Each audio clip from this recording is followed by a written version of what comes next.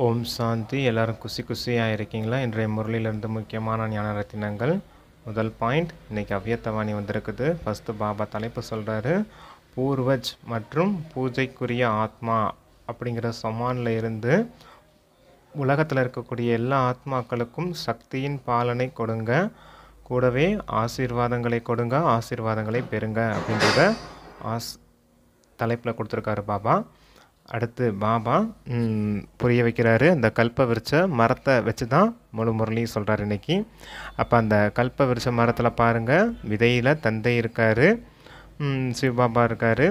அடுத்து வேர் பகுதியில் பிராமணர்கள் இருக்காங்க, தண்டு பகுதியில் தேவாத்மாக்கள் இருக்காங்க இல்லையா? சத்தியுக திரேதாயுகத்தில் வாழ்ந்த தேவாத்மாக்கள் இருக்கும் இல்லையா? அப்புறம் கிளை பகுதியில் தர்மபிதாக்கள் இருக்காங்க.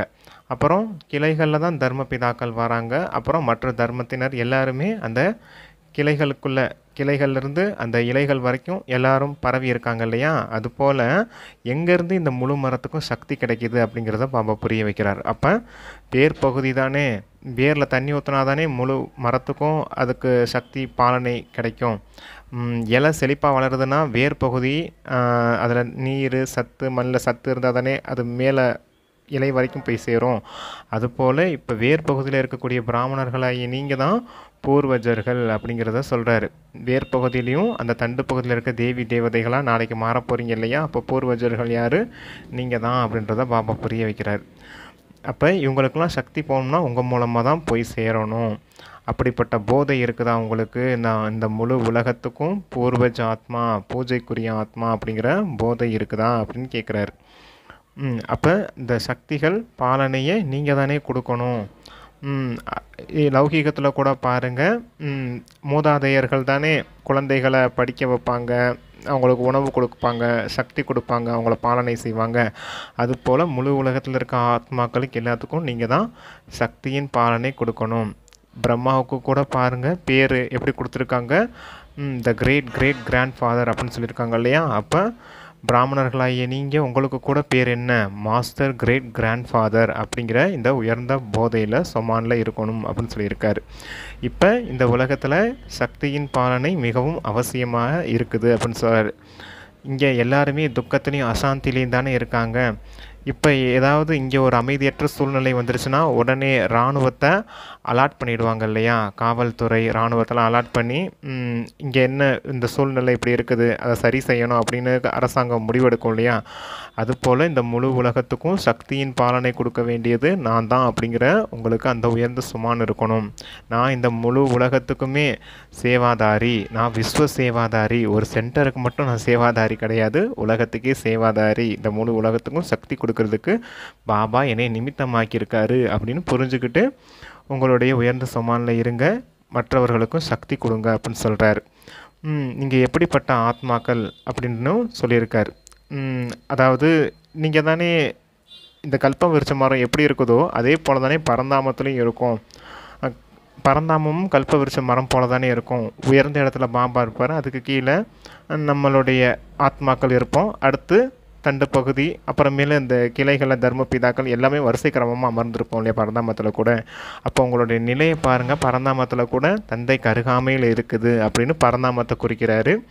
அடுத்து உங்களுடைய பூஜைக்குரிய நிலையும் பாருங்கள், எவ்வளவு உயர்ந்த பூஜை நடக்குது உங்களுக்கு, எவ்வளவு விதிபூர்வமான பூஜை நடக்குது அப்படின்னு சொல்கிறார். ஆர்த்தி, கீர்த்தனை, அபிஷேகம் எவ்வளோ விதிபூர்வமாக நடக்குது அப்படின்னு பூஜைக்குரிய நிலையும் சொல்கிறார். நீங்கள் இப்போ மூதாதையர்களாக இருக்கீங்க, தேவதையாக இருக்கீங்க, பரந்தாமத்தை தந்தை கருகாமையில் இருக்கீங்க, மூர்த்தி சொரூபத்தில் கூட உங்களுக்கு உயர்ந்த பூஜை நடக்குது. அப்போ இப்படிப்பட்ட உயர்ந்த போதையில் நீங்கள் இருக்கணும். கூடவே உங்களுடைய பார்வை, உள்ளுணர்வு, உங்களுடைய நினைவு எல்லாமே இதுக்குள்ளே அடங்கியிருந்து நீங்கள் மற்றவர்களுக்கு அருகாமையில் போகிறீங்கன்னா என்னுடைய இஷ்ட தேவி தேவதைகள் வந்துட்டாங்க அப்படின்னு மற்ற தர்மத்து ஆத்மாக்களும் புரிஞ்சுக்கிடுவாங்க. ஏன்னா நீங்கள் தான் வேர் பகுதி அடிமரத்தில் இருக்கீங்க இல்லையா?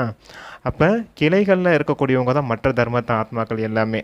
அப்போ உங்களை பார்க்கும் போதே உங்களுடைய பார்வை, உள்ளுணர்வு, நடத்தை எல்லாமே, உங்களுடைய நினைவுகள் எல்லாமே, உங்களுடைய சொல், செயல், சம்பந்தம், தொடர்பு எல்லாமே இந்த மாதிரி உயர்ந்த பூஜைக்குரிய ஸ்தானத்துலேயும் இந்த 5 சொரூபத்துக்குள்ளே ஏதோ ஒரு சொரூபத்தில் இருந்தீங்கன்னா அவங்களுக்கு அருகாமையில் நீங்கள் போகும்போது கூட இவங்க என்னுடையவங்க, எங்களை சேர்ந்தவங்க அப்படின்னு புரிஞ்சுக்கிடுவாங்க அப்படின்றது பாபா சொல்லியிருக்காரு.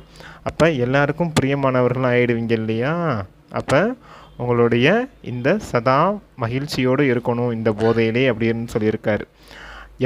எப்போவுமே இந்த மாதிரி மகிழ்ச்சி இருக்குதா இல்லை அவ்வப்போது இருக்குதா அப்படின்னு கேட்குறாரு. கையை உயர்த்தவும் சொல்கிறாரு. செகண்ட் பாயிண்ட்டு, பாப்தாதா இப்போ அனைத்து குழந்தைகளும் இப்படி ஒவ்வொரு பிராப்திகளிலும் நிரம்பியவர்களாக இருக்கிறதுக்கு தான் விரும்புகிறாரு. மேலே சொன்னார் இல்லையா, பூர்வஜ் மற்றும் பூஜைக்குரிய ஆத்மா, அந்த மாதிரி ஒவ்வொரு பிராப்திகளிலும் குழந்தைங்க நிரம்பியவர்களாக இருக்கணும். ஆனால் குழந்தைங்க சொல்கிறாங்க, நன்றாக இருக்கிறோம் பாபா, ஆனால் அவ்வப்போது அப்படிங்கிற இந்த வார்த்தையை சொல்கிறாங்க. அப்போ அவ்வப்போது என்ன ஆகுது? ஆத்மாக்களான நீங்களும் அழியாதவர்கள், பரமாத்மா தந்தையும் அழிவற்றவர், ஞானம் கூட அழிவற்றது, உங்களுடைய பிராப்திகளும் அழிவற்றதுன்னும் போது உங்களுடைய தாரணை கூட அழிவற்றதாக இருக்கணும் அப்படின்னு சொல்லியிருக்காரு. என்னவாக இருக்குது அப்படின்னு கேட்குறாரு. இப்போ சேவை கூட நல்ல விதத்தில் செய்கிறீங்க, நல்ல திட்டம் போடுறீங்க, சேவையெல்லாம் நல்ல விதத்தில் செய்திருக்கீங்க. ஆனால் பாப்தாதா இப்போ விரும்புகிறது என்ன அப்படின்னா 3 விதத்துலேயும் சேவை செய்யணும் அப்படின்னு சொல்கிறார். 3 சேவையும் இணைந்த ரூபத்தில் செய்யணும் அப்படிங்கிறார். மனம், வார்த்தை மற்றும் செயல் 3மே அந்த சேவையில் வரும்போது இணைந்து இருக்கணும் அப்படின்னு சொல்கிறார். ஆனால் இப்போ மனதின் சேவை நல்லா இருக்குது, வார்த்தைகள் சேவை நன்றாக தான் இருக்குது. ஆனால் வார்த்தையின் சேவை மனதின் சேவையை விட அதிகரித்து போயிடுது, அதில் சதவீதம் அதிகமாக இருக்குது. இப்போ எல்லா குழந்தைகளும் பாப்தாதா சந்திக்க வந்திருக்கீங்க, நாலாபுறத்திலும் இருக்க குழந்தைங்க வந்திருக்காங்க. பாப்தாதா இதனை பார்த்து குஷி அடைகிறேன் அப்படின்னு சொல்லியிருக்காரு. தேர்டு பாயிண்ட்டு, பாப்தாதா இப்போ உங்கள் எல்லாரையும் தடையற்றவராக பார்க்கறதுக்கு தான் விருப்பப்படுறாரு அப்படின்னு சொல்கிறாரு. இப்போ நீங்கள் தடையற்றவர் ஆகும்போது தான் உலகத்தில் இருக்கக்கூடிய மற்ற ஆத்மாக்களுடைய பிரச்சனைகள்லேருந்து அவங்கள விடுவிக்க முடியும். இப்போ அதற்காக 2 விஷயத்தில் நீங்கள் கவனம் கொடுக்கணும். ஒன்று, ஆத்மாக்களை ஆத்மாவாக பார்க்கக்கூடிய பயிற்சி இருக்கணும். ஆரம்ப காலத்தில் ஆத்மா கூட தான் பேசுகிறோம், ஆத்மா கிட்ட தான் காரிய விவகாரம் செய்கிறோம் அப்படிங்கிற பயிற்சி செய்தீங்க இல்லையா? அந்த பயிற்சியும் கூடவே சுபபாவனை, சுபகாமனை இருந்துச்சு இல்லையா உங்களுக்கு? இவங்களும் நன்மை அடையட்டும் அப்படிங்கிற அந்த விஷயம் இருந்துச்சு இல்லையா? அந்த சம்ஸ்காரத்தை இப்போ கொண்டுட்டு வாங்க. எல்லாமே இப்போ மெர்ஜாகி போயிருக்குது, இப்போ எல்லாத்தையும் வெளிப்படையாக எமர்ஜ் ரூபத்தில் கொண்டுட்டு வாங்க அப்படின்னு சொல்லியிருக்காரு. இப்போ நீங்கள் சிரேஷ்டமான பிராமண ஆத்மாக்களாக இருக்கீங்க, வருங்கால தேவாத்மாக்களாகவும் இருக்கீங்க. அப்போ இது கூட இந்த பிராமண ஆத்மாக்கள், தேவாத்மாக்கள் இந்த பார்வையில் கூட பாருங்கள் அப்படின்னு சொல்கிறாரு. இப்போ பிராமணர்கள் மற்றும் தேவதைகளின் உங்களுடைய வேலையே என்ன? மற்றவர்களுக்கு ஆசீர்வாதம் கொடுக்கணும், ஆசீர்வாதங்களை பெறணும். இந்த காரியம்தான் உங்களுக்கு கொடுக்கப்பட்டிருக்குது. எந்த புருஷார்த்தம் உங்களால் செய்ய முடியுதோ முடியலையோ, ஆனால் பாப்தாதா கொடுத்த வரதானம் என்ன? ஆசீர்வாதங்களை கொடுங்க, ஆசீர்வாதங்களை பெறுங்க. இப்போ உங்களுடைய பார்வை, உள்ளுணர்வு, சொல், செயல் எல்லாத்துலேயுமே ஆசீர்வாதங்களை கொடுக்கணும், ஆசீர்வாதங்களை பெறணும். இந்த முயற்சி செய்ய முடியும் தானே அப்படின்னு சொல்கிறார். எதிர்ப்புகள் இருக்கத்தான் செய்யும், ஆனாலும் நீங்கள் உங்களால் ஆசீர்வாதங்கள் கொடுக்க முடியுமா அப்படின்னு சொல்கிறார். அபகாரம் செய்வாங்க, திரும்பி உங்களால் உபகாரம் செய்ய முடியுமா அப்படின்றத பாபா கேட்குறார். பிரம்மா பாபா கூட எதிர்ப்பவர்கள் இருந்தார்கள் இல்லையா? அப்போசிஷன் தான் உங்களை பொசிஷனுக்கு எடுத்துகிட்டு போகும்னு சொல்கிறார். எதிர்ப்பு தான் உங்களை உயர்ந்த பதவிக்கு தகுதி உடையவராக ஆக்கும் அப்படின்னு பாபா சொல்லியிருக்கார். அப்போ பிரம்மா பாபா என்ன காரியம் செய்தார்? பிரம்மா பாபா முன்னாடி கூட வீணானவங்களை பேசுகிறவங்களும் வீணானவைகளை செய்கிறவங்களும் இருந்தாங்க. அப்போ பாபா என்ன செய்தார்? தன்னுடைய சுப பாவனையால் இன்று குழந்தையாக இருக்காங்க, நாளைக்கு மாறிடுவாங்க அப்படின்னு தனக்குள்ளேயே மன்னித்து கரைச்சிக்கிட்டார் இல்லையா? அந்த சுப பாவனையினால் மற்றவர்களையெல்லாம் தன்னுடைய அந்த அன்பினால் மனசுக்குள்ளே கரைச்சிக்கிட்டார் சுபபாவனை வச்சு. அதே போல் நீங்களும் மற்றவர்கள் மீது சுபபாவனை செய்யணும் அப்படின்றத சொல்லியிருக்கார். அப்போ அபகாரம் செய்தாலும் நம்ம திரும்ப உபகாரம் தான் செய்யணும். அவங்க நமக்கு கெடுதல் செய்தாலும் நம்ம திருப்பி அவங்களுக்கு ஆசீர்வாதம் தான் செய்யணும் அப்படின்னு பாபா இன்றைக்கி சொல்லியிருக்கார்.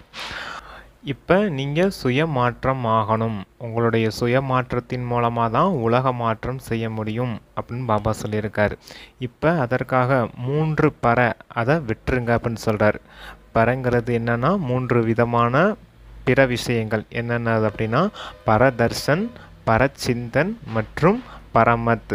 தீய தொடர்பு அப்படின்னு சொல்லியிருக்காரு.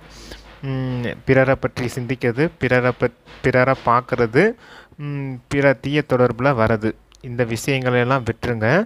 பரோபகாரி ஆகுங்கள் அப்படின்னு சொல்லியிருக்காரு. பிறருக்கு உபகாரம் செய்யக்கூடியவர்களாக ஆகுங்க அப்படின்னு சொல்லியிருக்காரு. இந்த பர உபகாரி ஆனீங்க அப்படின்னா உங்களுக்குள்ள சுயமாற்றம் வரும். சுயமாற்றம் தான் உலக மாற்றத்துக்கு எடுத்துகிட்டு போகும். நீங்கள் எல்லையற்ற சேவாதாரியாக இருக்கீங்க. இந்த முழு உலகத்தையும் மாற்றுறதுக்கான காரியத்தில் நிமித்தமாக இருக்கீங்க அப்படிங்கிறது நல்ல விதத்தில் உங்களுக்கு தாரணை ஆகணும் அப்படின்னு சொல்லியிருக்காரு. இப்போ இந்த மாதிரி தைரியம் வைக்க முடியுமா உங்களால்? இந்த தைரியம் வைக்கக்கூடியவங்களுக்கு பாப்தாதா வினுடைய உதவியும் கண்டிப்பாக இருக்கும் அப்படின்னு சொல்லியிருக்கார். ஏன்னா தைரியம் வைக்கக்கூடிய குழந்தைகளுக்கு பாப்தாதாவின் உதவி 1000 மடங்கு இருக்கும் அப்படின்னு சொல்லியிருக்காரு இல்லையா? அது போல் சொல்கிறார். தைரியம் வச்சிங்கன்னா பாப்தாதா உங்களை உதவியின் கரம் கொடுத்து உங்களை உயர்த்துவேன் அப்படின்னு சொல்லியிருக்கார். அப்போ நல்ல விதத்தில் நாம் இந்த உதவிக்கு பாத்திரமானவர்களாக ஆகணும். இப்போ பாப்தாதா கிட்ட அட்வான்ஸ் பார்ட்டியில் இருக்கவங்க கூட வந்து கேட்குறாங்க, நாங்கள் அட்வான்ஸ் பார்ட்டிக்கு வந்துட்டோம் பாபா, நீங்கள் எங்களுக்கு இந்த அட்வான்ஸ் பார்ட்டியின் பாகம் கொடுத்துருக்கீங்க. எங்கள் கூட படித்தாங்க இல்லையா மாணவர்கள், அவங்கெல்லாம் அட்வான்ஸ் நிலைக்கு எப்போ வருவாங்கன்னு கேட்குறாங்க. நான் என்ன பதில் சொல்கிறது அவங்களுக்கு? இப்போ நீங்களும் அட்வான்ஸ் நிலைக்கு போகணும் அப்படின்னா இந்த காரியம் செய்யுங்க. பரோபகாரி ஆகுங்க, சுயமாற்றம் செய்யுங்க. நீங்கள் மாறி மற்றவர்களை மாற்றணுமே தவிர மற்றவர்கள் மாறினால் நான் மாறுவேன் அப்படின்னு இருக்கக்கூடாது. நான் மாற வேண்டும் அப்படிங்கிற இந்த விஷயத்தில் இருந்தீங்க அப்படின்னா முழு விஷயமும் இந்த சமாப்தி ஆகிடும். இந்த பழைய சம்ஸ்காரம், பழைய விஷயங்கள் எல்லாமே சமாப்தியாகி நீங்களும் அட்வான்ஸ் பார்ட்டிக்கு, இந்த அட்வான்ஸ் நிலைக்கு உயர்ந்துடுவீங்க அப்படின்னு பாபா சொல்லியிருக்கார். இப்போ இதுக்கு அட்டென்ஷன் கொடுங்க. Attention please. நம்ம அட்வான்ஸ் நிலைக்கு போகணும். எல்லா காரியங்களையும் முடிக்கணும். தேதியை குறிக்கணும். விநாசம் ஏற்படும் இல்லையா? விநாசத்துக்கு முன்பாகவே நாமளும் தயாராகணும் இல்லையா? அதுக்காக பாபா சொல்கிறாரு, அட்டென்ஷன் ப்ளீஸ். நீங்கள் மாறணும். அதுக்கான கவனம் கொடுங்க. அட்வான்ஸ் நிலைக்கு நீங்களும் உயரணும். அட்வான்ஸ் பார்ட்டி எப்படி அவங்களுடைய சம்பூர்ண நிலையை அடைஞ்சு முன்னாடி போயிருக்காங்களோ அதே போல் நீங்களும் முன்னாடி போகணும் அப்படிங்கிற விஷயத்துக்கு அட்டென்ஷன் கொடுங்க. பாப்தாதா தேதி குறிக்கணுமா இல்லை நீங்கள் தேதி குறிப்பீங்களா அப்படின்னு கேட்டிருக்காரு. அப்போ நாம் தான் தேதி குறிக்கணும் இல்லையா? அப்போ இதுக்கு கவனம் கொடுக்கணும். அட்டென்ஷன் ப்ளீஸ்ன்னு சொல்லியிருக்கார். எதுக்கு? நாம் சுயமாற்றம் செய்யணும். இந்த மாதிரி தைரியம் வைக்கணும். ஆசீர்வாதங்களை கொடுக்கணும், ஆசீர்வாதங்களை பெறணும் அப்படிங்கிற இந்த விஷயத்துக்கெல்லாம் நம்ம இன்றைக்கி கவனம் கொடுக்கணும் அப்படின்னு சொல்லியிருக்காரு. அப்போ பாப்தாதா 1 வருஷம் டைம் கொடுத்துருக்காரு இந்த விஷயம் செய்கிறதுக்காக. 1 வருஷத்துக்குள்ளே மாறிடுவீங்களான்னு கேட்டிருக்காரு. தாதிகளோடு சந்திப்பு. பாப்தாதா ஜானகி தாதி, பிரகாஷ்மணி தாதியை சந்தித்து பேசிகிட்ருக்காங்க. இந்த 2 தாதிகள் மூலமாக குழந்தைகளாகியவங்களுக்கு எந்த அளவுக்கு பாலனை கிடைக்கிது, நல்ல பாலனை செய்கிறாங்க இல்லையா? அப்போ நாமளும் தாதி போல் ஆயிட்டோம் அப்படின்னா எவ்வளவு குஷி ஏற்படும். உங்களுக்கு தாதியை பார்க்கும்போதும் குஷி ஏற்படுது. தாதிகள் தந்தைக்கு அருகாமையில் இருக்காங்க, தந்தையே கட்டி பிடிக்கிறாங்க அப்படின்னும் போது உங்களுக்கு மகிழ்ச்சி ஏற்படுது இல்லையா? அப்போ இவங்கள போல் நாமளும் அருகாமையில் இருக்கணும் அப்படின்னு உங்களுக்கும் விருப்பம் இருக்குது இல்லையா?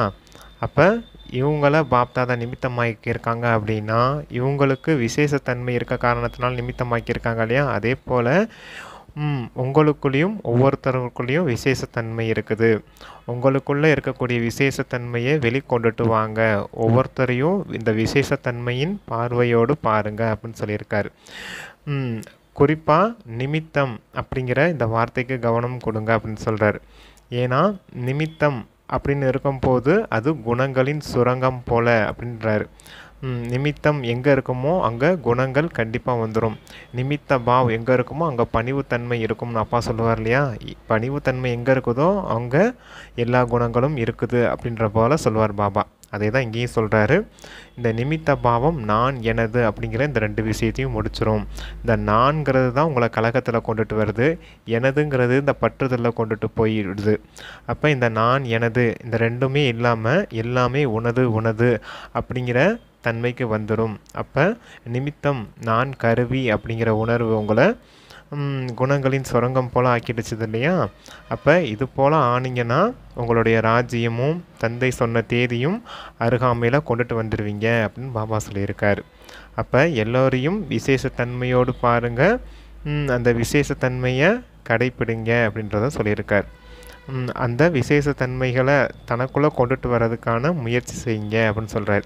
உங்களுக்கு தாதி மீதுகளும் அன்பு இருக்குது, பாப்தாதா மீது அன்பு இருக்குதுன்னா இந்த விசேஷத்தன்மையை சமன் செய்யுங்க அப்படின்னு சொல்லியிருக்கார்.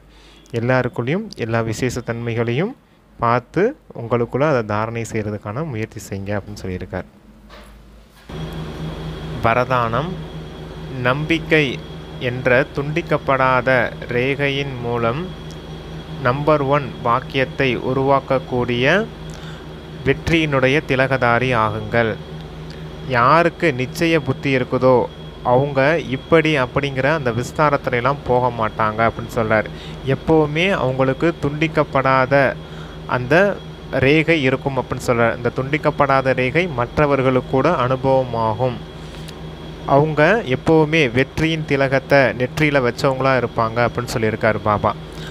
நிச்சய புத்தி விஜயந்தின்னு சொல்லுவார் இல்லையா, அது போல் சொல்லியிருக்கார் பாபா. நிச்சய புத்தி இருந்துச்சுன்னா துண்டிக்கப்படாத ரேகை உங்கள் நெற்றியில் ஜொலிக்கும், அது மற்றவர்களுக்கும் தெரியும். அவங்க எப்பயும் வெற்றியினுடைய திலகதாரியாக இருப்பாங்க அப்படின்னு சொல்லியிருக்கார். அவங்க தலையில் எப்போவுமே பொறுப்பு கிரீடம் வச்சுருப்பாங்க. சேவைக்கான பொறுப்பின் கிரீடத்தையும் சுமக்கக்கூடியவங்களாக இருப்பாங்க. ஞான ரத்தினங்களோடு விளையாடக்கூடியவங்களாக இருப்பாங்க. நினைவு அப்படிங்கிற இந்த குசியின் ஊஞ்சல்லாம் ஆடக்கூடியவங்களாக இருப்பாங்க. என்னென்ன சொல்லியிருக்காரு? நினைவின் திலகம், பொறுப்பின் கிரீடம், ஞான ரத்தினங்களோட விளையாடக்கூடியவர்கள், குசி என்ற ஊஞ்சலில் நினைவின் ஊஞ்சலில் ஆடக்கூடியவர்கள். இதுதான் நம்பர் 1 பாக்கியத்தின் ரேகையாகும், நம்பர் 1 பாக்கியசாலி ஆகுவதாகும் அப்படின்னு பாபா சொல்லியிருக்கார். அடுத்து ஸ்லோகன் புத்தி என்ற கம்ப்யூட்டரில் முற்றுப்புள்ளி அப்படிங்கிற குறியீடு விழுகும் போது தான் உங்களை குசி நிரம்பிய ஆத்மாக்கள் அப்படின்னு சொல்ல முடியும். உங்களுடைய உள்ளம் கூட குசி நிரம்பியதாக இருக்கும் அப்படின்னு சொல்லியிருக்கார். புத்தியில் எப்போ முற்றுப்புள்ளி வரும்? நத்திங் நியூ, எதுவுமே புதுசில்லை அப்படின்ற முற்றுப்புள்ளி வைக்கும் போது தான் மற்ற எந்த விஷயத்தையும் பற்றி வீணாக சிந்தனை செஞ்சுக்கிட்டு இருக்க மாட்டீங்க. வீணாக சிந்தனைகள் இல்லை அப்படின்னாலே எப்பவும் அந்த குசியில் நிரம்பியவர்களாக இருப்பீங்க இல்லையா, அதுதான் சொல்லியிருக்கார் ஸ்லோகனில். Okay, thank you. ஓம் சாந்தி.